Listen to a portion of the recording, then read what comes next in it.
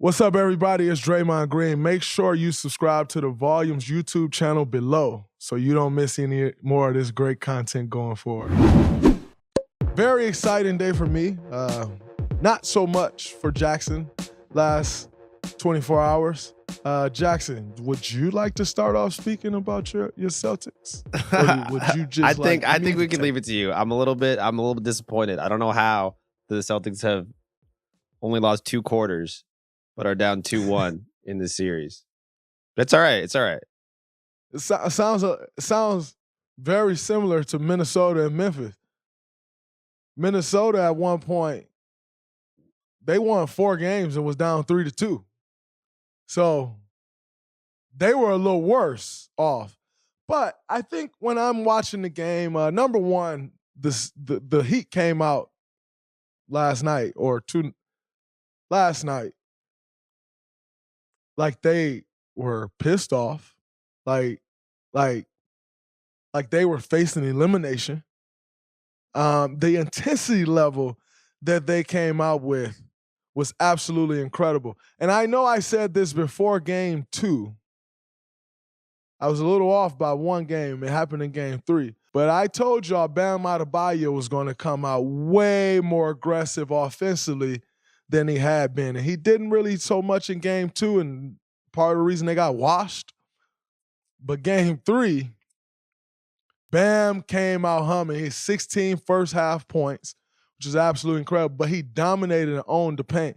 And he took total advantage of Robert Williams being out. You know, Robert Williams in that paint, it's a lot tougher matchup. Not that Bam can't still do what he's done, but it's a lot tougher matchup when Robert Williams is around that rim.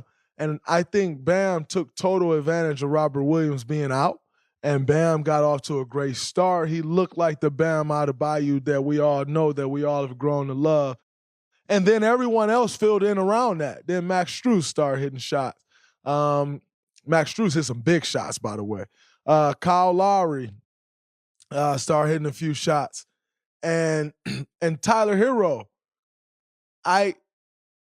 they're going to have to lean on Tyler Hero a lot more, especially if Jimmy's not out. And Bam is going to have to continue being that Bam that we saw in game 3, because they're going to need offense. Kyle Lowry's first game back after, he's essentially missed the better part of the last 5 or 6 weeks. And I'm not so sure that you can expect a bunch from Kyle just because he's still finding his rhythm. Kyle's a pro. Kyle's a champion. He's been doing this. So I wouldn't be shocked if Kyle had a good game, but I also wouldn't go in dependent on it because he does have to find his rhythm. And so they're going to need a lot from Tyler Hero, but I thought the game really changed. And I know people say, oh, well, the Celtics, the Heat were up 26 at one point and blah, blah, blah. They had gained total control of that game. Even when they were down 11 or 12 points, they were in total control of the game. And I thought the game really changed back for Miami with Victor Oladipo's defense on Jaylen Brown, because Jayson Tatum was struggling. JT was struggling bad the whole game for the most part. And who had it going for them was Jaylen Brown. And Victor Oladipo came in, he got the strip. Then he made Jaylen stumble, and somebody else came over to steal. And then Jaylen started getting off the ball. He wasn't in attack mode like that. And then it got to the point where if you were watching, Jaylen was in attack mode when Vic wasn't on him. And as a defender, there's no better feeling than like, oh, this guy don't think he can score on me anymore, so he's just going to wait. Then he gets somebody else and he's going to attack. As a defender, that's an advantage to the defender, because I know now, like, oh, he don't want to see me. So when I get on him again, I'm getting that stop because he really don't believe he can score on me anymore. Now, not that Jaylen Brown can't score on Victor Oladipo, but last night he struggled, and Vic looked absolutely amazing. I was impressed with Vic's lateral movement coming off the injuries that he's come off of. I'd be willing to bet if you stuck Victor Oladipo right here, right now, he couldn't move laterally like that. That's no disrespect to Victor. My point is that's a dog for you. That's a gamer. That's like you put me in any situation, I'm getting it done. I'm sure Victor can still move laterally as he showed us last night. My point more so was Vic's been a dog since I've seen him play and played against him at Indiana. Coming from DC, DMV, you're bred that way. And to see him go in that game after not playing in the first half, Jimmy goes down with an injury, and he comes in pissed off. And you know what most people are going to do? They're going to come in taking bad shots like, I can show you I can score, and like, I'm going to show you what I can do on the offensive end. He came in and showed you what he can do on the defensive end. Because believe it or not, that's what's going to keep you on the floor, because Jaylen Brown ain't coming off the floor. Jayson Tatum ain't coming off the floor. You need someone to guard those guys. PJ is guarding JT. You need somebody to guard Jaylen Brown. And so I thought his mindset and how he approached that was absolutely fabulous. It showed up on, maybe not on the stat sheet, but it definitely showed up if you were watching the game and knew what you were looking at. And most importantly, it helped them pull out a much-needed win going into Boston, tied 1-1. They took back home court advantage. And now we'll see going in tomorrow if they can get greedy. It's going to be very, very important that Jimmy Butler can get out there and play in game 4. But if not, someone else has to step up. If I'm guessing, Jimmy probably won't play because if you're the Heat and you like, maybe he can play, maybe he can't, then is your thought process, we took home court advantage back, we can get him another couple days of rest to let the inflammation settle down that they said was there, and then we'll have him back at home. The only tricky thing about that is, in the playoffs, you always want to give your best shot, because all it takes for one game to change the series, all it takes is one slip up, you go home, and then all of a sudden you look up and you're down 3-2, like, whoa, I thought we was getting Jimmy back, and blah. And so you never want to squander away an opportunity in the playoffs. So, and we know how tough Jimmy is, and we know how tough the Miami Heat organization is.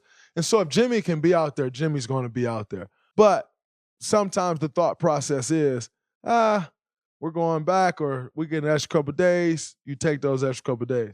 So we'll see. That's going to be interesting, because that's going to play a big part in the Miami Heat team that we see take the court in game 4. I'm expecting JT to have a much better game, but you also have to give credit to PJ Tucker's defense. PJ Tucker is all over him. He's playing physical, and PJ deserves that credit. But I do expect JT to get it going more. Marcus Smart came back in the game, and he was huge. Now, Smarty, we do got to talk about you screaming and yelling like that, champ. And coming back in the game, must be something going on in Boston, because that seems to be a thing of guys leaving the game in agonizing pain, a la Paul Pierce. And Paul Pierce got wheelchaired off. That's a whole nother level of like, I'm hurt. To get taken off in a wheelchair and come back in the game. But I tell you what, it sure be feeling like Rocky interest when them guys coming back to the game in Boston. I mean, JT went out for a second, came back. It felt like them people chanting for Rocky when them boys coming back in there. But Marcus Smart came back in. He played an incredible game. As soon as he got back in, I knew that 3 was going in as soon as he put the ball down. That's just who Marcus Smart is. You have to expect that. But big game for them tomorrow. And actually, Marcus Smart kept them in a game offensively, because Vic, like I said, started getting to JB. JT was already struggling. Where were they getting the points from? Marcus Smart was the one creating everything offensively, which kept them in the game and actually gave them a chance. I think at one point they cut it to 96-92 and maybe 96-95. But yeah, they cut it to 96-95. And so, and it was Marcus. Marcus was making plays, getting off the ball, making shots, getting to the rim. And so I'm expecting a very aggressive Marcus Smart tomorrow, but I'm also expecting JT to play better as well. And I have the Miami Heat tying up the series. I'm sorry. I have the Boston Celtics tying up the series 2-2. Headed back to Miami. I'm interested to see if Jimmy plays. That's huge for the Miami Heat. But I got it going back to Miami, tied up 2-2. Looking at a long 6 or 7 game series. That's what I'm thinking. We shall see. But before we get out of here, because I need to get some rest, although I don't sleep after games, by the way. Before we get out of here, we got a couple of mailbag questions. Jax, you got the mailbag questions for us? I do. Reminder to hashtag the Draymond Green Show on Twitter to submit your questions, and also reminder to follow the new Instagram account at Draymond Show. We still have a jersey giveaway active, so just go follow, comment with a friend's name on that post. You'll be entered into the jersey giveaway. But for now, the mailbag. First one from at Playoff Draymond. What is Draymond's favorite game-winning defensive stop? My guy, Charlie. That's my man, Charlie. What's my favorite game-winning defensive stop? That's a good question, Charlie. You know who actually knows and probably has the answer to this question? Charlie. Charlie knows all this stuff better than me. My favorite one, I'd have to think long and deep for my favorite one. But what I will tell you is, being that I have a couple already this playoff run, the Jaren Jackson just jumps out at me. Why? Because Jaren was having a good game, number one. Number two, that's my little brother. And if he hits that shot and having the game that he's having, I never hear the end of it. It's just like when Miles Bridges gamed me with that trash hook he threw in Charlotte. Like, I went to the group chat right away. I gamed Draymond, blah, blah, blah, blah, blah. Actually, I told them, like, yo, y'all, Miles just gamed me because I knew Miles was on his way. You're like, yeah, I was just about to come tell y'all, I know. And I would have never heard the end of that one, especially with the game Jaren was having. And so that just felt great to me for my own personal reasons. As far as overall, though, man, Charlie, we're going to bring Charlie on the show, and Charlie going to run a defensive clinic for y'all with my highlights and tell you which one was the best. I'm going to have to get back to you on that one, Charlie. From JMO at JMO77001. How long does it take to break down game film? It doesn't take very long, JMO, because they cut out all the in-between stuff. So in looking at a game film, it's usually 46 to 49 minutes or so of actual game time when you're sitting here watching. And so it doesn't really take that long. Now, where it gets tricky is you start watching over and over and over again, because just like any movie, if you go watch a movie right now and then you watch it again tomorrow, you're going to see something different that you missed. And so where it gets tricky and you're watching a bunch of film is you're watching that over and over and over again, seeing different things, and catching different things and like, oh, man, we can do that here. We can do that there. And so that's where it gets tricky. It's just the amount of times that you're watching it over and over again. But watching the actual film, it doesn't take a ton. Now, a bunch of time. Now, obviously, you're stopping and starting, you're rewinding. And so, realistically, to break down one game, for me, normally takes like an hour and 15 to an hour 20, 25. But then those, like I said, those hours climb once you watch it over and over again, as you could imagine. Last one from Mitch at Mitch Bread.